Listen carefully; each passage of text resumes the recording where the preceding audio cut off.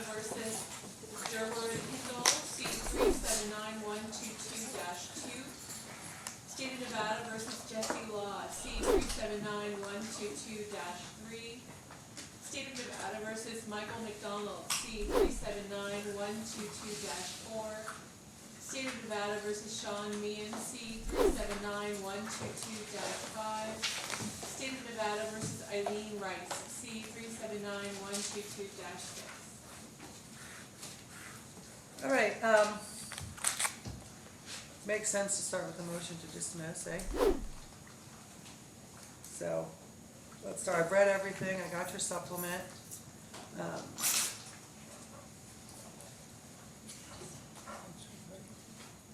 How do you want me to kind of give you my sense first? Sorry, we're having a hard time hearing you over here, Your Honor. That's a you. What do you got? If he wants to start with motion. Can you hear me now?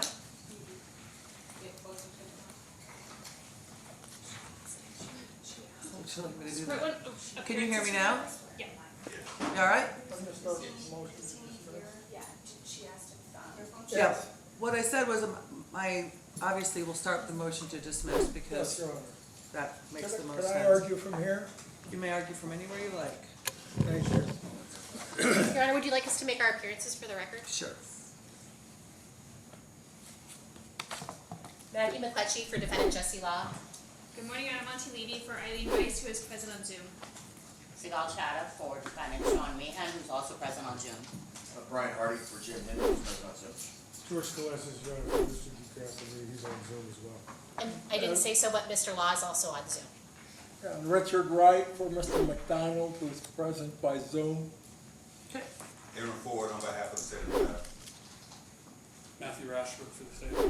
Alyssa Engler for the state.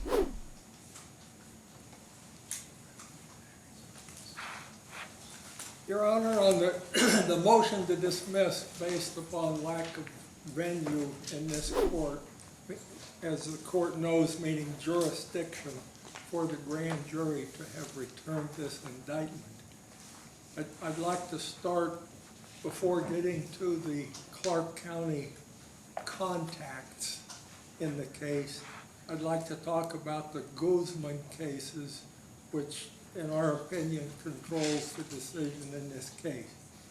Because I think the court will see that the Guzman cases had powerful countervailing interests that were involved regarding the location of the trial, which does not exist in this case. In the first Guzman case, just factually what occurred, as the court will recall, is you had during a 2-week period in 2019, you had a crime spree between Carson City, Washoe County, Douglas County. You had a burglary that took place by Mr. Guzman, allegedly, and in that burglary in Washoe County, he stole a gun and other property. Shortly thereafter, in Douglas County, he used that gun, which he had stolen in Washoe County, to commit alleged, all of this is alleged, but to commit murders in Douglas County, 2 murders and 2 burglaries. He then returned to Washoe County to the same home he had burglarized and committed 2 murders and further burglary. The district attorneys of Douglas County and Washoe County got together and presented a case in Washoe County. They made no secret of their intentions. They joined together and brought an indictment in Washoe County charging the offenses in Douglas County and Washoe County. And they contended that the 4 crimes, 2 murders, 2 burglaries, that without question happened in Douglas County could be tried by joinder in Washoe County. Guzman's attorneys moved to dismiss the 4 Douglas County counts, saying there is no venue, no jurisdiction for the grand jury in Washoe County to have indicted it. The district attorney responded that grand juries have statewide territorial jurisdiction, so that any grand jury in any county has the authority to indict for any offense committed within the state of Nevada. District Court accepted that argument. It was appealed to the Supreme Court, and the Supreme Court in Guzman 1 ruled on what the territorial limits of the grand jury within the statute means. And the Supreme Court said it's not statewide jurisdiction, even though a district court judge can sit anywhere in the state, but it is limited to the territory of the district court that impaneled the grand jury. That meaning we have 17 counties, 12 judicial districts, so in some places it would be a county, some places a couple of counties. So the Supreme Court reversed, remanded to the district court, and said, determine if there are sufficient contacts in Washoe County for the Douglas County offenses. Once again, Guzman argues that there is insufficient contacts in Washoe County for the Douglas County offenses. The district attorney argues forcefully about judicial economy, the need for one trial, the need for protecting the victims and the victim families from not needlessly going through duplicate trials. The district attorney saying, we'll have to try this case twice if it has to be heard in Douglas County and Washoe County. They literally scoured the statute books looking for law to allow them to combine the case into one, including using the joinder statutes. The district court accepted their arguments, and the district court said the stealing of the gun in Washoe County could have been a preparatory act for then going and committing the murders in Douglas County. And the district court said that Mr. Guzman could have formed the intent to commit the Douglas County crimes when he stole the gun in Washoe County. The courts found that that was sufficient and that there was venue in Washoe County. Went to the Supreme Court again for Guzman 2. This time, Justice Stiglitz wrote the opinion. And Justice Stiglitz pointed out that ordinarily, almost universally, crimes are tried and venue lies where the offense is committed, where the community has an interest in the prosecution of it, and the defendant has an interest in having a jury of his own peers and vicinage.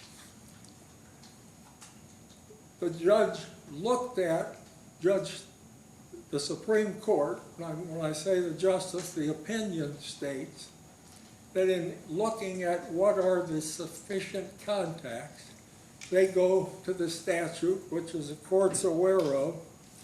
When a public offense is committed in part in one county and in part in another, or the acts or effects thereof constituting or requisite to the consummation of the offense occur in 2 or more counties, the venue is in either county. So the question was the formation of the intent to commit the Douglas County offenses and the preparatory act of stealing the weapon sufficient effects or acts preparatory to the Douglas County offenses. The Supreme Court held that that was not sufficient.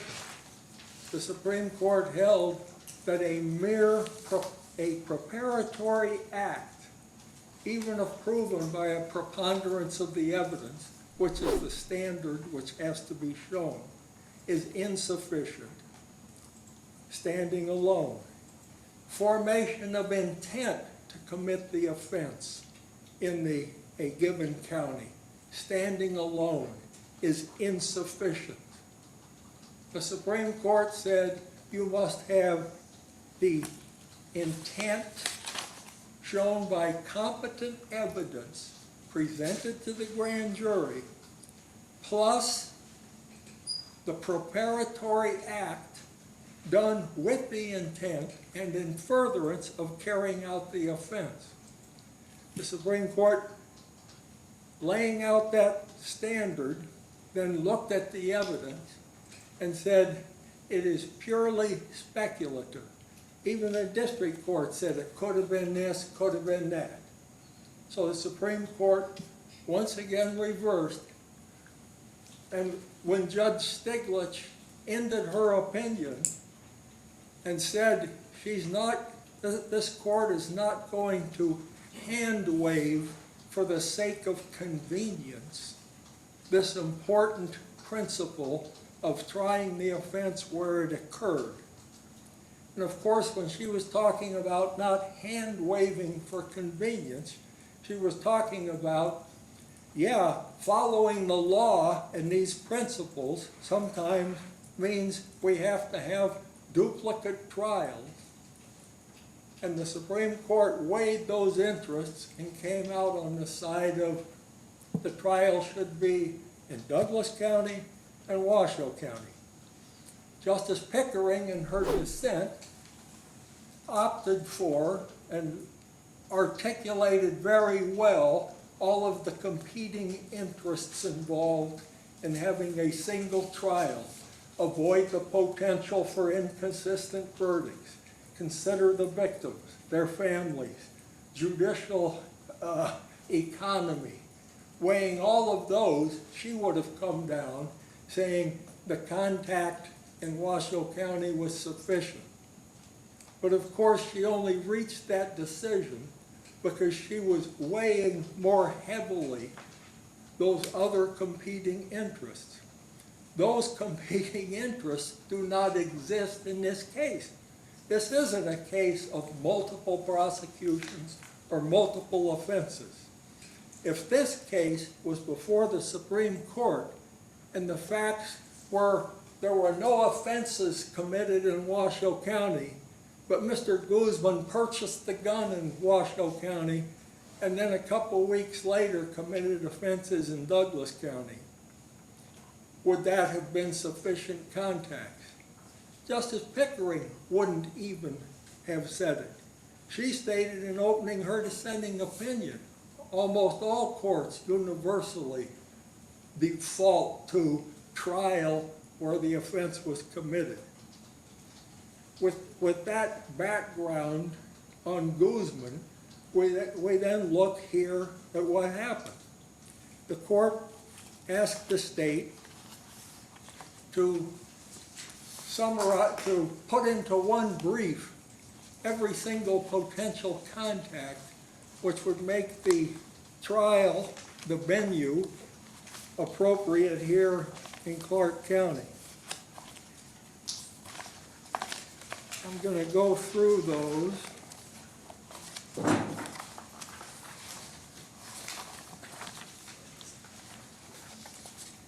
One by one, Your Honor. Michael McDonald lives in Las Vegas. Correct. The defendant happens to live here. Jesse Reed Law lives in Henderson, Clark County. Correct. He lives here. You have 4 other defendants who don't live here and who live in Gardnerville, Minden, Zephyr Cove, and Virginia City, all in the vicinity of where this offense of getting together and signing this document in Carson City took place. The Nevada Republican, number 3, Nevada Republican Party's headquarters is in Las Vegas. Correct. Has nothing to do with the offense that occurred. Their mailing address is in Las Vegas. True. That's where the office is. The documents purporting to cast Nevada's electoral votes were mailed to 4 locations by the defendants. One of the locations was to Honorable Miranda M. Dew, Chief Judge, U.S. District Court, Las Vegas Courthouse. The problem with that is we now know, which the grand jury did not because it was not presented, that Miranda Dew's chief judge of the district office is in Reno, Nevada. And we're really not talking about the individuals where these documents were to go to theoretically be recorded and filed. We're talking about the office. Where these elector documents are supposed to go is controlled by Title III of the United States Code. It's to go to the President of the Senate. It doesn't say who. It's an office. It's to go to the archivist, that office. It's to go to the Secretary of State of the given state. Not a particular person, but that office. And it's to go to the chief judge of the district court of the state. That being here, Nevada, and that being Judge Dew in Reno, and that is the office of the chief judge. The document was mailed erroneously to the Las Vegas address. The Attorney General's office told the grand jury that it was received there, and that is what creates the jurisdiction or venue. That one of those letters was actually received at the chief judge's office for filing and recording, one of the elements of the offenses. But we now know that it was not. That it was mailed to Las Vegas, that it was received at the courthouse, that it was then forwarded, unopened, to the chief judge's office in Reno, Nevada. We know the chief judge in Reno, her staff received it. Outer envelope was opened. Inner envelope containing the documents supposedly to be filed and recorded by the court, that was not opened. They were not recorded. They were not filed. They were sent to the vault on Virginia Street in Reno, Nevada. The sole contact in that chain was it temporarily made a pit stop in Las Vegas.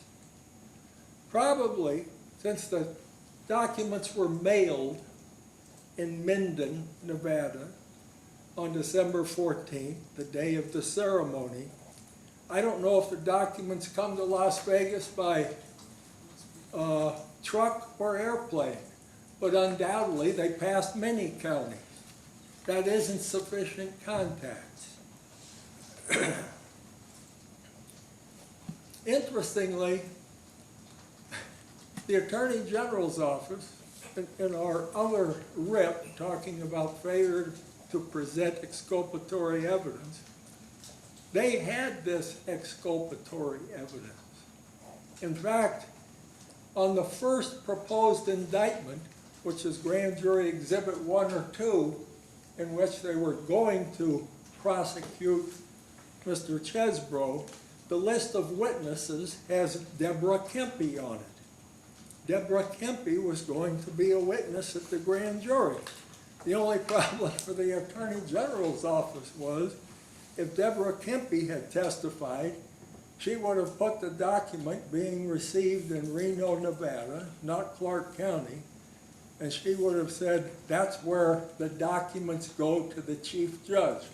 The documents sent by the Secretary of State of the state of Nevada, signed by the governor with the Democratic electors, went to Reno, to the chief judge's office, and into the vault.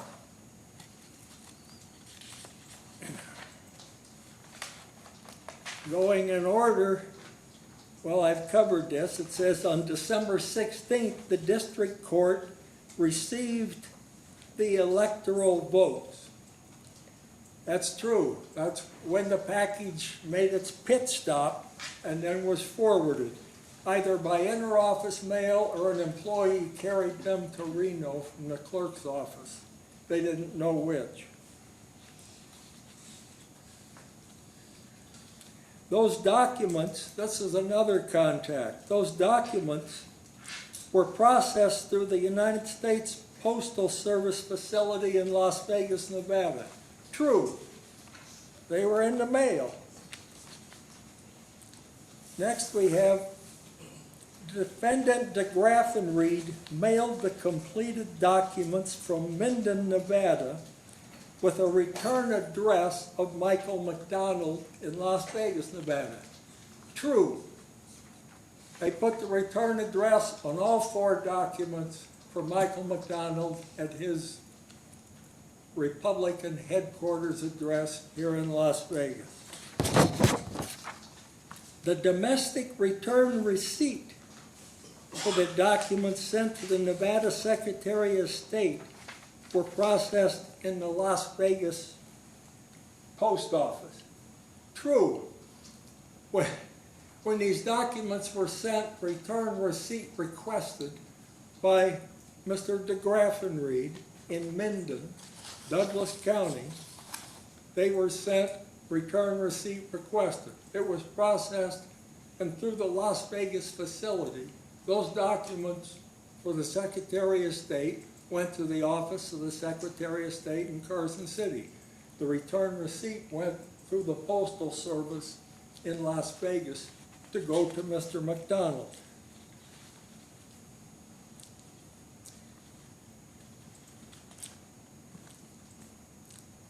Nevada Secretary of State Barbara Sagaski was in Las Vegas at the time the documents were received in Carson City. Now that's a good one. I mean, if she had been in Elko, we'd have jurisdiction in Elko. If she'd have been in Hawaii, who knows, with our extraterritorial statute. That has no is meaningless to our evaluation. Following the receipt of the documents in Carson City, Barbara Sagaski returned the documents to Michael McDonald. She caused the return of them. Correct. They opened the envelope at the Secretary of State's office, looked at this gob of documents, which they said didn't comply with anything statutorily, didn't make any copies, didn't keep them, didn't file them, didn't record them, put them back in an envelope, send them back to Mr. McDonald in Las Vegas. On December 10th and 11th, co-conspirator Chesbro forwarded draft documents to Michael McDonald, Jesse Reed Law,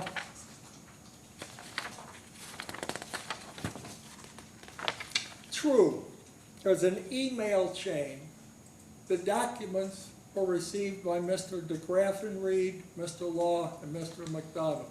We don't know on the emails, there is no evidence before the grand jury as to whether those emails were by Mr. Law or Mr. McDonald were read, opened. We do know that neither Mr. Law nor Mr. McDonald ever responded to any of these emails that are before the grand jury. Only Mr. DeGraffenreid, Mr. Hindle, Mr. Meehan answered these emails. There was no editing, drafting, revising, anything done by Mr. Law or Mr. McDonald in Clark County. In fact, we don't even know where they were. They live in Clark County. Were they in Las Vegas and Henderson at that time? We don't know from the evidence before the grand jury. We do know that when we filed this motion to dismiss, and the Attorney General's office looked at it and probably thought, uh-oh, we need to show some contacts, that they submitted some exhibits with their opposition, which were not presented to the grand jury. In Guzman 1, when the case was remanded, it was remanded to make the determination based upon the evidence before the grand jury, whether there was evidence, not speculation, by the preponderance standard. The phone records of Mr. Law and Mr. McDonald cannot be considered, should be stricken, because they were not presented to the grand jury. Attorney General's office is trying to shore up the flimsy contacts that exist in Clark County, just like they opted not to disclose where the Judge Due package actually ended up when the mailing was complete.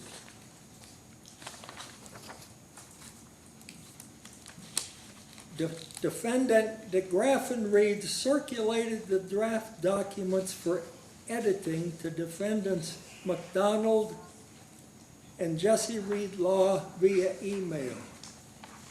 Same thing, no evidence as to where they were, and there is evidence that they are CC'd on the emails, but did not do anything in response according to the email chain. On December 29th and 30th, defendants and co-conspirators DeGraffenreid and Hindle corresponded by email with the Nevada Secretary of State to amend the certificate of ascertainment to reflect the defendants as the true, correct GOP electors. That's true. I don't see what that has to do at all with Clark County. That individual, the Secretary of State, is in Carson City. Hindle and DeGraffenreid are not in Clark County. And the certificate of ascertainment accidentally listed the Republican alternate elector slate as opposed to the Republican electors. So they called and said, could you please correct that? The true electors are the individuals who are defendants here and not the alternates. And that amendment was made by the Secretary of State.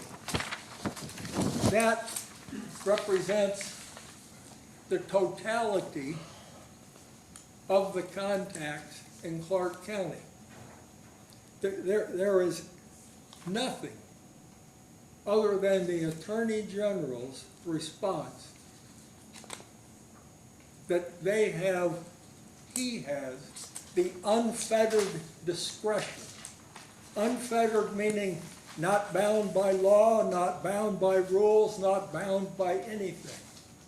Why is it in Clark County? Because I say so. I know if I had the authority to be sitting where you are sitting and had the authority to ask questions, I would be asking, why is it in Clark County? I think everyone in this courtroom knows why it's in Clark County as opposed to Douglas County or Carson City. As Bob Dylan famously said, you don't need a weatherman to know which way the wind blows. But I'd say, I'd like to know why. The district attorneys in Douglas County and Washoe County had no qualms about arguing the contacts and why it was necessary to bring 4 individuals from northern Nevada here to be tried for the offense that took place in Carson City. As a final portion of our argument, I recognize that the United States Supreme Court has never ruled whether the Sixth Amendment vicinage clause applies to the states by incorporation through the 14th Amendment. I only raise it as a protective measure because it's an open question. Because if there was ever a case that cries out for relief for the very reasons the Sixth Amendment vicinage clause exists, it's this case. When you recall and go back and read the cases about why venue and vicinage are 2 places in the United States Constitution, it was placed there because before the Revolutionary War, when the colonists were rebelling, England passed laws that actually allowed colonists accused of offenses against the crown to be hauled to England and tried in England. So in the Declaration of Independence, it discusses it. It says in there, take us across the seas for trumped up charges. Here, we have these 4 individuals in northern Nevada being called to come to Clark County for acts that totally, in my judgment, took place in Carson City. Therefore, we ask the court to dismiss based upon lack of jurisdiction in the grand jury because of lack of venue before this court. Thank you.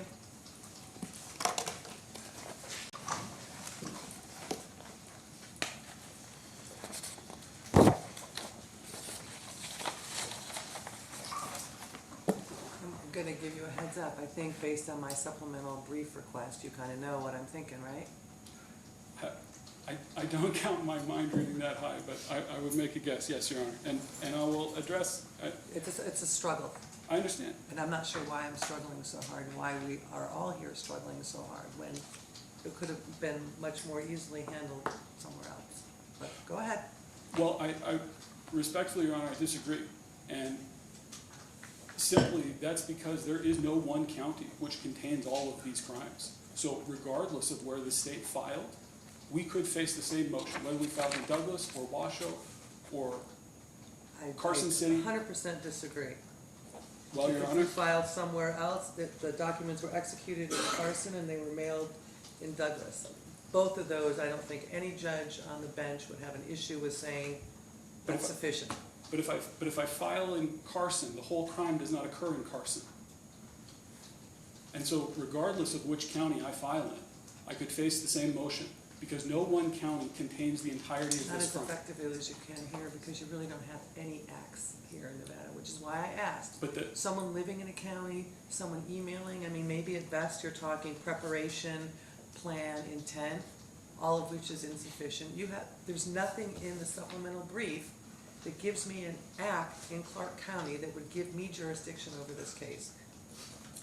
And the basic language, I think I've said this before, you know, I've been doing criminal law 35 years and I've never seen anything like this. The allegation, did willfully, unlawfully, and feloniously here in Clark County, Nevada, blah, blah, blah. Here in Clark County, Nevada, they didn't blah, blah anything. anyway, I take Go your ahead. Honor's point, but what I would point out is, under the statute, no act is required to happen in Clark County. Effects requisite to the consummation of the crime, standing alone, establish venue. what effect? The delivery of these documents at the federal courthouse on Las Vegas Boulevard. Accidentally unopened and sent up north? They can suggest that it's accidental, but undeniably, these documents are delivered to the victim in Clark County. And there's cases we mentioned in the briefing, The victim? whether I use the word victim or whether I use I don't know, officer. I didn't know if you misspoke or if you intended the word victim, and I think it's, I think philosophically we can discuss, I mean, society is the victim of the crime. Voters who would have been disenfranchised by these acts could be said to be the victim of the crime. I'm using the term admittedly a little bit loosely. okay, I just was confirming that you intentionally used the word. Yes, That's all. yes, although perhaps a little sloppily. What I would Okay. say though is the cases that we referenced in the briefing make clear that the crime is not consummated until the document is delivered at the government office that's the intended recipient, right? In exactly the same way as no murder has occurred simply when the killer pulls the trigger. The murder hasn't happened until the death is occasioned, until the bullet strikes the victim and he falls dead. And so, and that's why I referenced that comparison in the briefing. Because if I stand in Nye County and shoot a gun and I strike a man in Clark County and he falls dead in Clark County, venue lies in Clark County, notwithstanding the fact that I was never physically present in Clark County. I'm fine with that. So in I'm this fine with case, kidnapping from here to there and something bad happening there. We don't have any of that here, though. I would disagree, Your Honor. The documents are delivered in Las Vegas. That is where they come into possession of the district court. And the fact that they're mailed internally is of no moment. If Judge Due decides to take a working holiday in Hawaii and takes the documents with her there, and this is a hypothetical that Mr. Wright mentioned, none of that matters. What matters is where the documents leave the defendants and where they are delivered to Judge Due, and they're delivered to Judge Due at the courthouse in Las Vegas. A more common or a more typically seen case of offering a false instrument for filing would be reporting at a county clerk's office, or if I go and apply for a driver's license at the DMV, and I give a false statement, right? I tell them I don't need glasses when in fact I do. I haven't offered that document at the DMV's main office in Carson City. If I go to the DMV location and say, hey, then I've offered that document for filing at the location of the error.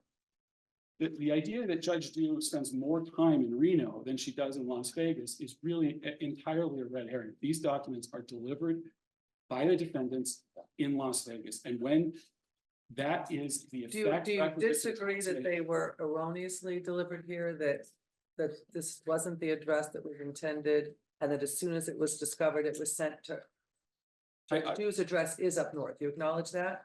Judge And Due that's, is- if you my were understanding- sending something to Judge Due, you would send it up north. To Is my that correct? understanding, Judge Due has chambers in both courthouses, and they say erroneous, but I think that's a convenient explanation after the fact. Undeniably, they mark the address in Las Vegas on the envelope, and that's where it's delivered.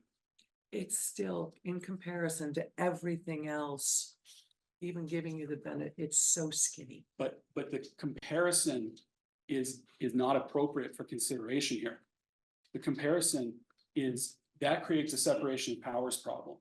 It is up to the prosecutor, the executive, to make his choice about where he files. And the judicial function at this point is to make a determination of whether we've made a lawful choice. And under the statute lays out the requirements. Acts or effects requisite to the consummation. And we have effects here. And that really is the end of the inquiry. The documents arrived in Las Vegas. Venue is proper in the 8th Judicial District, and the Clark County Grand Jury is entitled to inquire on that basis. And even if that were the only connection to Clark County, that would be enough. Venue would be appropriate here. It is up to the prosecutor to make a determination where he files his complaint or which grand jury he presents to. And then the judicial function is to determine whether he made a lawful choice among those available. It really is It is, we say in the civil sphere that the plaintiff is the master of his complaint. And the comparison here is, it is not contemplated in the statute, it's not contemplated in the cases to make a determination about which of these is the best venue, which one has the most jurisdiction. The Guzman case really is distinguishable from the facts we have here, because in Guzman, he commits these crimes and there is. Guzman's case would be way better for you, but you don't have Guzman's case. You have literally, in my opinion, crimes that occurred in another jurisdiction that individuals may have some ties to Clark County, and so it's charged here. I can't see jurisdiction here. I can't see it.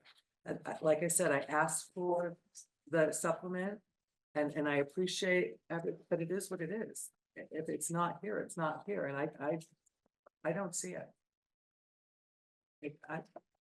I would have filed it up more. And I don't think that you would get any issues up there, but I don't see any way that I have any jurisdiction over this case based upon the facts that were presented to the grand jury. If there's something else out there I'm missing, let me know. But like I said, that was specifically why I wanted, because my initial reaction was Clark County. And then I read, and I didn't see it. So maybe I'm missing something. It was a big transcript, big grand jury presentation. Maybe I missed something. So give me something. So what I would suggest is But that I think the defendants would prefer to only take the evidence at face value. And what we know is that the grand jurors are entitled and it's correct for them to draw inferences from the evidence that's presented. Your Honor is very well aware that conspiracies are not generally proven by direct evidence, right? I get it, but then what's the distinguishment between preparation and intent? If you want to take a conspiracy and tie everything in, I suppose if one of these individuals was making phone calls from New York and sending emails from New York, would New York then have jurisdiction? Because now we're in a whole new world. We've got emails and things, Zoom, and nobody's ever anywhere. But when I just look at the facts of the crime, the alleged facts of the crime that occurred, minus all of that other stuff that to me opens up multiple cans of worms, it's so appropriately up north and so not here.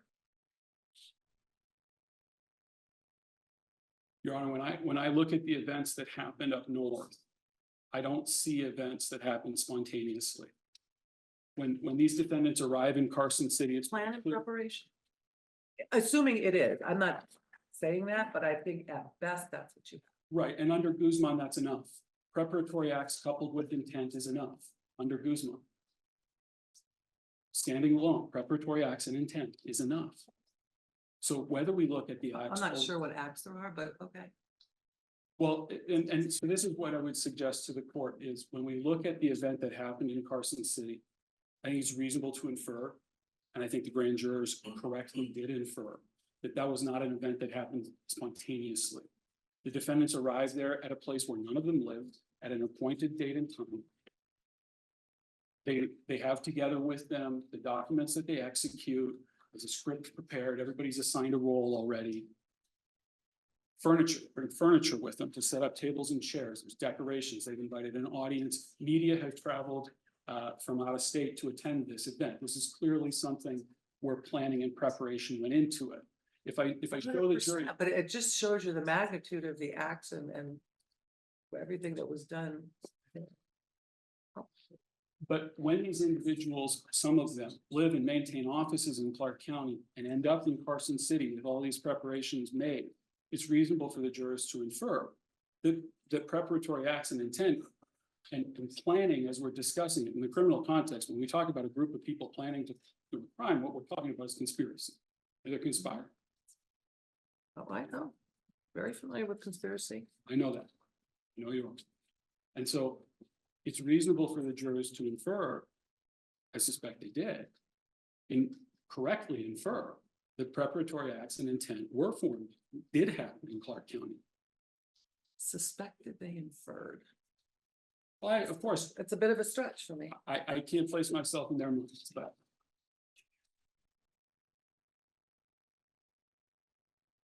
Anything further?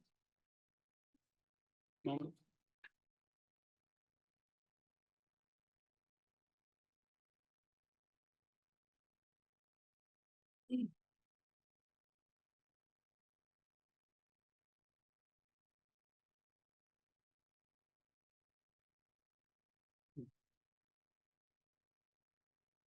I just would clarify one point, Your Honor. Mr. Wright mentioned, and it was something that we pointed out in the briefing, that Secretary Sagavsky was in Las Vegas at the time these documents were received. And the point, and we were trying to follow the court's instructions clearly that you wanted citations only and not argument. Or every citation that might be relevant, and we tried to do that job. So, Oh, and I appreciate it. I think you did it. so the reason that we highlight Sagavsky's physical location in Las Vegas at the time is because I think it highlights why this argument about Judge Dew's chambers being in Reno really doesn't work. Because whether the secretary is physically located in one place or another, or whether the chief judge is located in one place or another, the offering happens where the document leaves the custody of the defendants and enters the custody of the government. But again, you're on. Effectively leaves their custody when it goes into the mailbox. So quite frankly, at that point, And I would in my suggest, opinion, it's completed. I would suggest at that point, they've engaged the postal worker as an agent and their act continues into Clark County. But even if Your Honor doesn't really buy that, the effect, which is requisite to the consummation, that's the language from the statute, the effect requisite for the consummation of the crime it happens in Las Vegas. And so venue is appropriate in the judicial district because the Clark County grand jury has jurisdiction to inquire. Thank you. Thank you. Anything further? I just point out, as the court's aware, that the evidence was stronger in Guzman. There was no question where the gun came from. And there was no question you could speculate, maybe this, maybe that. Call it an inference. Whatever you want to call it, the Supreme Court said it has to be based upon non-speculative evidence presented to the grand jury that shows by a preponderance of the evidence. And that does not exist here. There's speculation about it and nothing else. And we still haven't heard, we still hear that it's unfettered discretion. The last time we heard that was before Batson versus Kentucky, when they had unfettered I don't discretion. think they're saying unfettered. I think that they're saying that they had jurisdiction out down here and they had contacts here, and so they think Right. And then if unfettered would be, it doesn't matter where I have contacts, I just file wherever I want to file. And I don't think anybody's saying that. what does unfettered discretion mean? You do what you want. Not bound by rule. But they're not saying that. They understand they're bound. They're saying They're saying if there, they have a different view of the facts in the law than you do. okay. Thank you, Your Honor. Well, I don't think it's a surprise. I just don't think you get there. I don't think there's any jurisdiction. I don't think there's sufficient contacts. I think at most you may have preparation and intent arguably, but I don't even think that there's evidence of that. I think everything took place up north and either of those two jurisdictions would have been the appropriate ones. And I don't feel that we are potentially appropriate. I just don't think I have jurisdiction over the case. I'm going to grant the motion to dismiss as set forth in defendant's papers, which I guess moves out everything else. Trial be vacated. Do you want to hold it in case you appeal something? What would you like with the trial? Oh, yes, sir. Yes, Your Honor. Immediately. Yeah, we will appeal, so, if Do you want me to leave a finger in the trial date? I don't know if that's even a thing, but or should we just vacate it and reset it Please hold. if necessary? Please hold. Yeah, is the court? I don't even know if I can unless you all agree to it. If you all agree to it, I could, but I don't think I can because Your Honor, I think if It's since just the case that no it's not paid. jurisdiction means no date. True that. I just was offering as if you all wanted to agree to it, that I could do it. Because if you all agree to stuff, I can do it whatever. But if you don't want to agree, then I can't.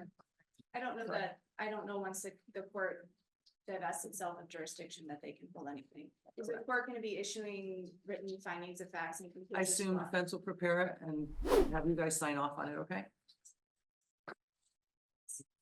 Thank you. Thank you. Thank you, guys. Thank you, Your Honor.